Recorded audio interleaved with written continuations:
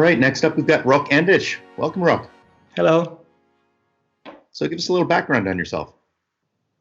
So I'm a freelance 3D artist, and about 3 or 4 years ago, I also started working on my personal short film series. And recently I finished the second film in the series, B is for Ben, which I'm going to talk more about in the presentation. And about the same time I started working on this series, I also started learning Houdini. Mostly at first from their online resources and tutorials, and quickly decided I'm going to use it for my next short film, which was A is for L, the first film in this series. And I'm quite happy that I made that decision, and I learned a lot about Houdini while making that film. And when I started working on B is for Ben, I was quite comfortable using Houdini and started trying new things and started exploring what more and more I could do in Houdini. Excellent. So what's this presentation today going to be on? So today I'm going to talk about how Houdini was used how I used Houdini to create Bees for Ben, more specifically the character part of it. I'm going to talk about character workflows, character rigging, animation, and some rendering as well. Excellent. So there aren't a ton of artists that have discovered the benefits of using Houdini for rigging and animation. What is it that you like about it? So I like the most the flexibility of Houdini, and especially that it allows me to solve problems in more than just one way. I can write my own deformers in it, especially using fix. And I think that Houdini's procedural approach is very good for character rigging. Right on. Well, looking forward to it. Let's jump in. Sounds great. Hi, my name is Rok Andic, and in this presentation I will talk about how I used Houdini to create the main character for my short film, B is for Ben. First, a little about myself. I am a freelance 3D artist, and most of my career I have worked as a generalist, mostly on advertising projects. And about 3 or 4 years ago, I also started working on my personal animated short film series called the Mellifluous Peculiars, which is meant to be a series of very short films. Most of them are intended to be 2 minutes or less, and each is about a different character. B is for Ben is my third short film and second in this series. It is a story about Ben, who is having problems getting back to his spaceship. The idea arose from a very small sketch I did in my sketchbook, where I drew a crude sketch of a spaceship which had tall legs, and I thought it would be very funny if there was an astronaut who miscalculated how tall the spaceship was and had problems getting back in. So he was kind of stuck on this desert planet. He would of course try different things to get back, but instead things just get worse and worse with every step of the way. And in today's presentation we will look at the character part of the film and how Houdini was used to create it, and we'll be covering a few different topics. First, a quick overview of how Houdini was used to create the film. After that, a brief overview of the character pipeline that was used, and then a closer look at how I approached rigging the character and what tools were developed to help the process. After that, we will look at the character animation and rendering part as well. So, most of the film was done in Houdini. Houdini was used in the modeling phase to model props like the spaceship and all other props the character handles. It was also used to create retopology of the main character. The main character was rigged and animated in Houdini, and Vellum was used for character deformation, and smoke simulations were all done in Houdini. And film was fully rendered in Mantra and then composited in Houdini Cops. The two things in 3D pipeline that were done outside Houdini were sculpting of the main character and parts of the environment, which was done in ZBrush, and texture painting, which was done in Substance Painter. So the character pipeline was pretty straightforward. The character was sculpted in ZBrush and then exported into Houdini for topology and UVs. The model was then exported to FBX into Substance Painter, where the model was textured, and ZBrush to create the final displacement maps. After that, two digital assets were created. One was the animation rig, and the other was used for lighting and rendering.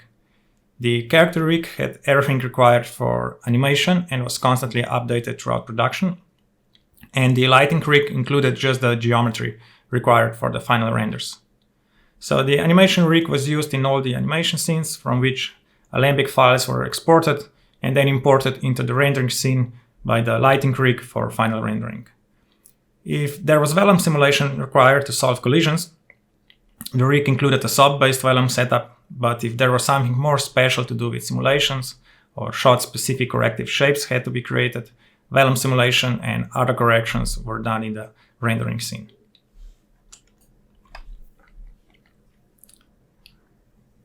On my previous film, Ace for L, I also used Houdini for character rigging and animation.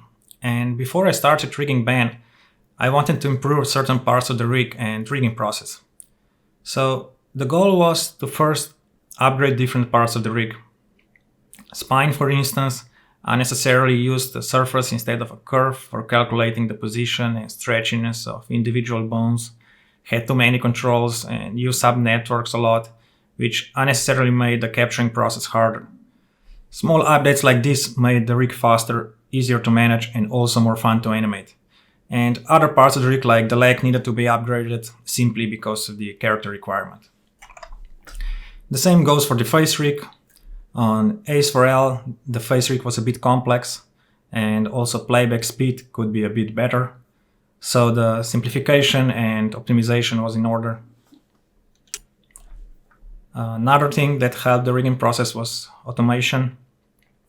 Most of the body rigging process became automatic through Python scripts, which helped avoiding smaller mistakes when building everything manually. And custom rigging assets were also created to help with different parts of the rigging process, from capturing and deformation to assets that were made specifically for facial deformation. And the overall speed optimization is always an important part of the rigging process. On Ace for L, the rig was very functional, but playback could be slow with all the features turned on. So most parts of the rig were optimized. I also tried to make smarter use of the deformers. For instance, calculating new normals will not cause visible slowdown with just one deformer, but it becomes very apparent if there are multiple deformers needlessly calculating new normals in other data. So small things like this, in the end, made a difference how the rig performed.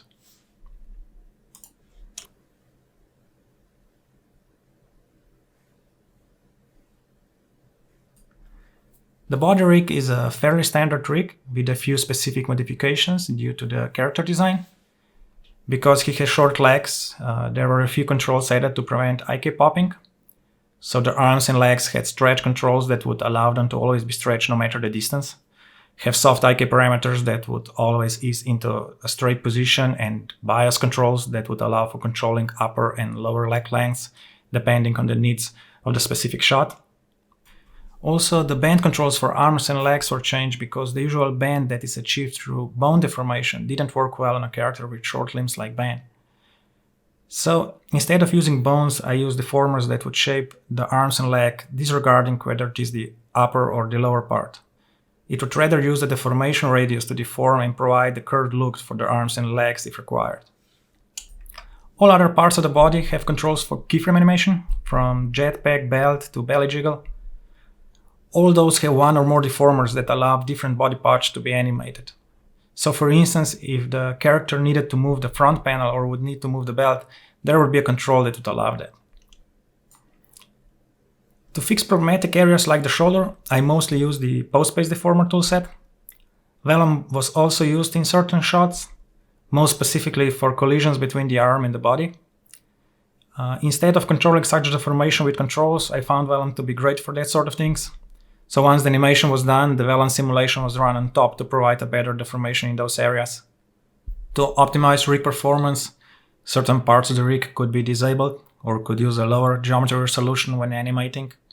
Body, for instance, had a much lower resolution geometry available to be turned on instead of a detailed high resolution that was used for final output and rendering.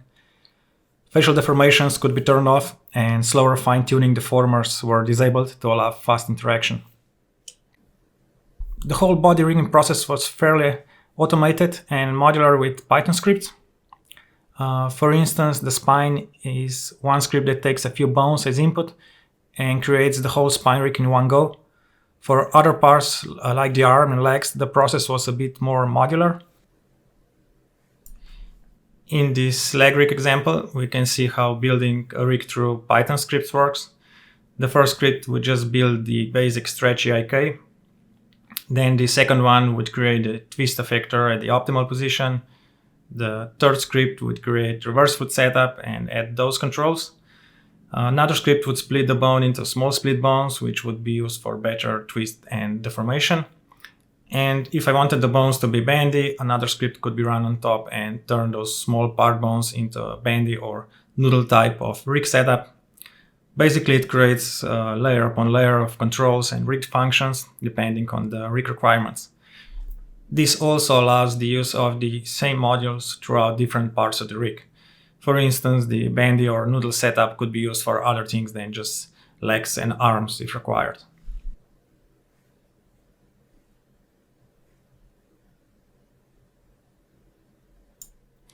A few custom assets were also created to help with the capturing process as well. Arms and legs have a lot of split bones that are mainly used for twisting, and setting capture weights for each one can be a bit time consuming, especially if there are a lot of bones to deal with. In this example, we see the initial capture weights with default settings for the arm bones.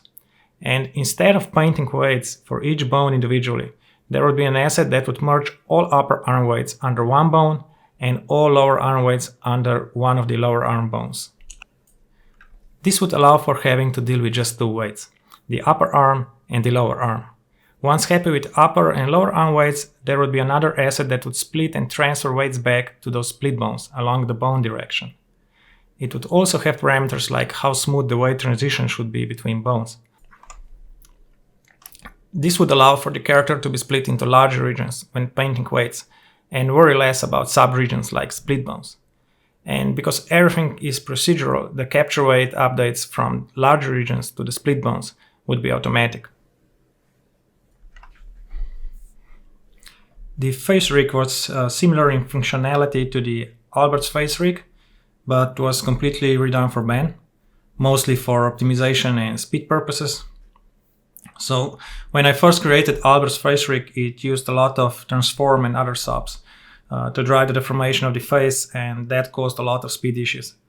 Because each control was driving a small part of the face with a specific deformer that had to transfer that information to the overall face by blend shapes, the rig was not fast because there were simply so many deformers being calculated every frame. So what we see here in this example is the deformer setup for the brow up and down movement. And there are three different transform subs driving this movement, and then another node that glues all three deformations together.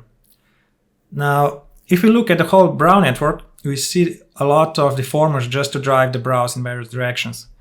And when this type of setup is applied the same way to all regions of the face, the playback speed when animating slows down, simply because it is not just one deformer that is slow. It is the number of deformers that has to be evaluated that slows things down.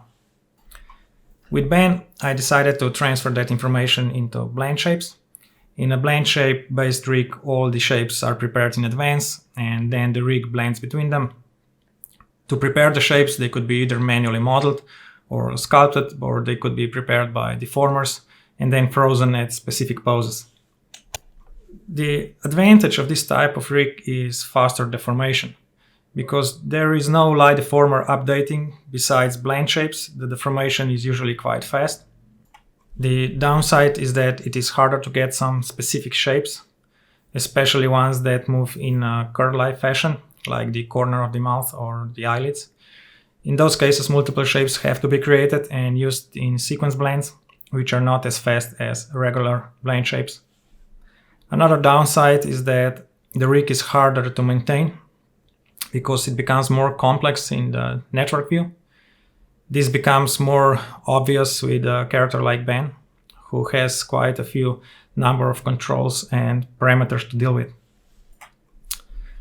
So here's a simple test I made just to see how the face rig was holding up and what needed corrections.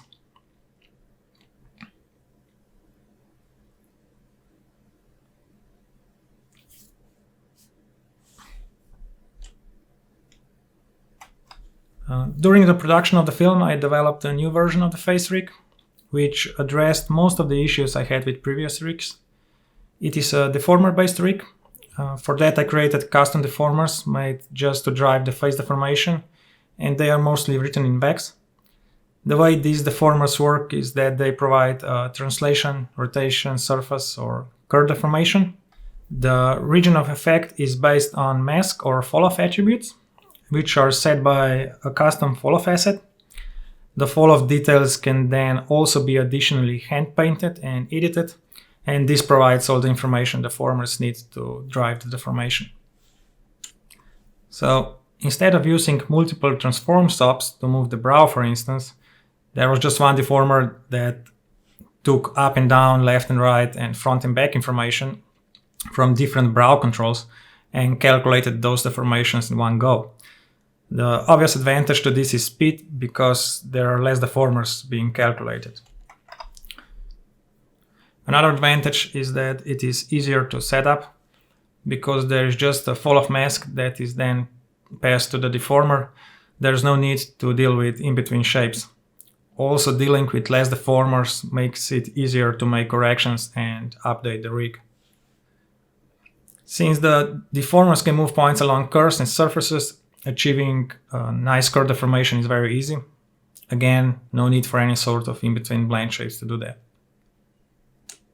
The downside would be that this system is not best for very simple setups where there is no requirement for sequence blend shapes and so on. In such cases, a simple blend shape system would still be better because of its simplicity and speed, since this system is meant more to be used for characters that require a more detailed and stylized facial deformation.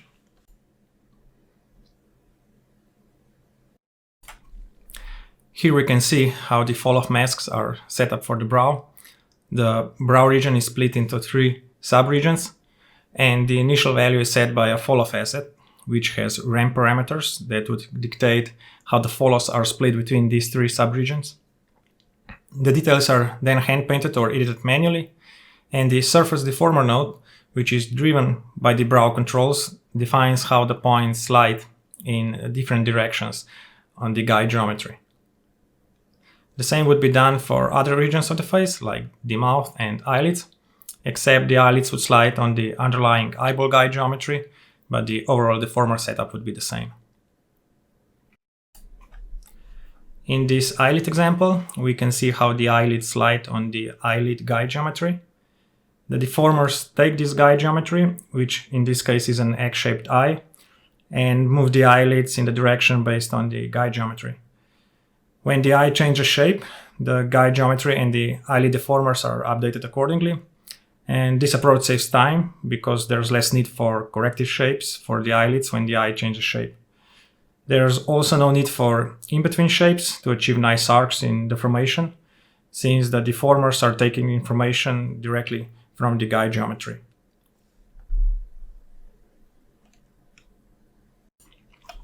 When a deformer was not able to achieve the exact required shape, a corrective shape node was created, which was driving the correction after the deformation. A corrective shape could be created in Houdini or sculpted in ZBrush and then brought back into Houdini. Having fall-off masks would make rig features like sticky lips much simpler because there was no need for additional deformers. In this example, we see how by just blending different fall-off values for the jaw deformer would produce a sticky lip effect. Combo shapes were also quite easy to apply, so when different regions of the face overlap, there were combo shapes that corrected deformation problems. All this was quite easy to set up in Houdini because it allows to control the deformation on the local level of the deformer and at the same time control and combine overlapping deformations from different regions of the face. So here we see how everything is split into different regions like the eyelids, brows, mouth, and so on. And each region has its own corrective shapes and combo shapes on the local level. But once the deformations of different regions begin to overlap, there are combo shapes that would take, for instance, the formation of the brow and the formation of the eyelid and create a combo shape. And then this shape would add deformation from the screen deformer and adjust another combo shape on top of the previous one. So the beauty of Houdini is that this is very easy to control, and adding layer upon layer of deformation is pretty straightforward. When animating Ben, I decided that his personality would be sort of naive with elements of overconfidence. So with each try, he would start thinking that it would work, but his overconfidence would not let go even when failure was inevitable. He would stop only when it was too late to do anything. And I always animated him with this in mind. The animation process was very typical. When possible, I created a video reference or drew some sketches, but a lot of times I went straight to animating in Houdini. And in Houdini, I started blocking all the shots, re-edited where required, and then turned everything to spline, added more keyframes and details to animation until everything was polished. So here is a trailer shot in various stages, from blocking to final polish shot. And when blocking, I really like Houdini's flipbook feature, which flipbooks only frames that are scoped. And this is a really great feature for long shots with only a few key character poses, because it makes flipbooking really fast, since it only calculates frames that have keyframes. And in this shot, we see that his helmet opens and his body inflates. These features were not in the original rig because they were not needed for the film. And a lot of features like this were added as I needed them. So the rig was constantly updated during production. And this shot also served to test the character pipeline and helped spot any problems with the rig and workflow in general. So after this shot, I updated and optimized the character rig a little and set the final workflow for lighting and rendering all the shots in the film.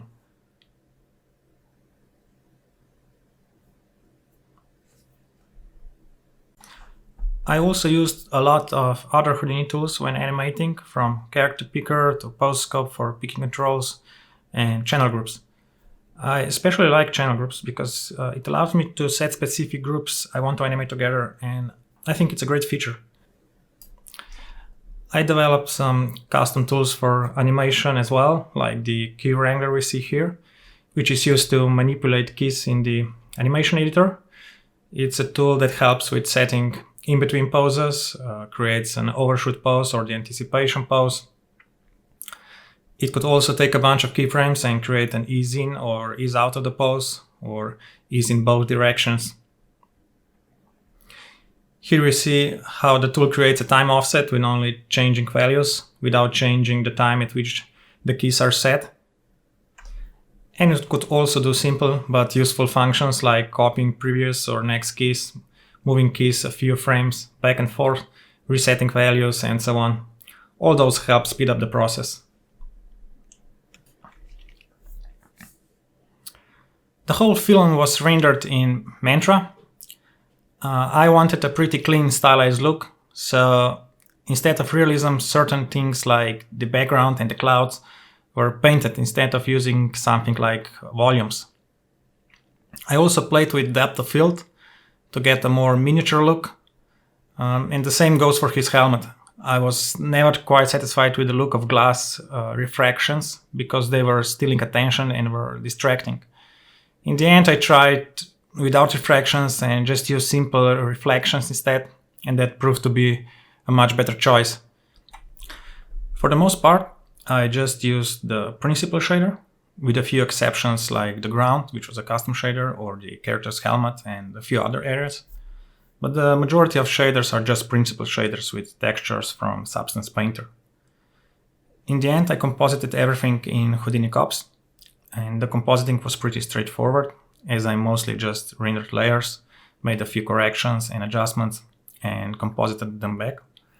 But what was great with using Houdini Cops was that if I needed some information from the scene from specific nodes, I could plug that right into Cops. So scene integration is really great in such cases. So to sum up, for me, Houdini was a great choice for creating a character-driven animated short film. Its large range of tools allowed me to use it as my main tool to create a short film. and I used it from modeling to animation to final rendering and compositing. Houdini also provided a lot of flexibility when building the character rig. I was able to approach a face rig from different angles and then decided what was best for the character.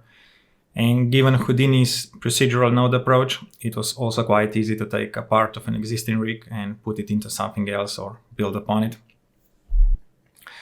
And by using Vix and Python, I was able to build additional character and animation tools that I needed to create the film.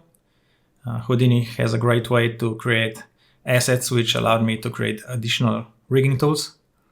Vix proved to be very fast, and I found it great to create custom deformers for character rigs. And since there's very good Python integration in Houdini, additional animation tools like the Key Wrangler were fairly easy to build and incorporate into the interface by using Python panels, for instance.